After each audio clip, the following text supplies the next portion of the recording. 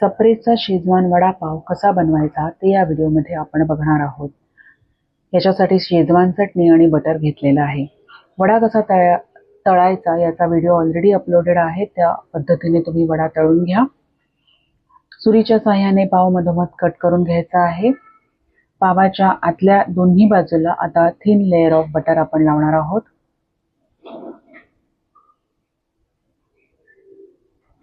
पावाच्या खालच्या बाजूला आपण जवळजवळ अर्धा चमचा शेजवान चटणी लावायची आहे।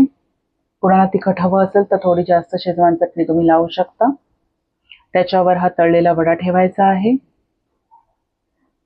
आता वड्याच्या वरच्या बाजूला परत अर्धा ते 1 चमचा शेजवान चटणी आपण लावणार आहोत।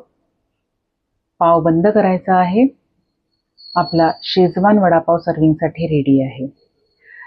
शेजवान वडापाव विथ चीज द्यायचा असेल तर सर्वप्रथम पावाच्या आतल्या दोन्ही बाजूला आपण अमूल बटर लावून घेणार आहोत आणि 1-1 चमचा शेजवान चटणी लावून घेणार आहोत। हा जो चीजचा स्लाइस आहे तो अशा पद्धतीने मध्ये कापून अर्धा स्लाइस आपण आता पावामध्ये ठेवायचा आहे।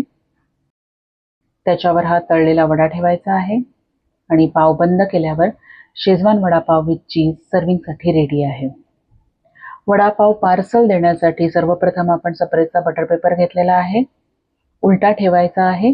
त्याच्यावर आपण फॉइल पेपर ठेवणार आहोत। ह्या साईजचा फॉइल पेपर ठेवायचा आहे आणि त्याच्या मधोमध वडापाव ठेवून वडापावला फॉइल पेपरने रॅप करायचा आहे।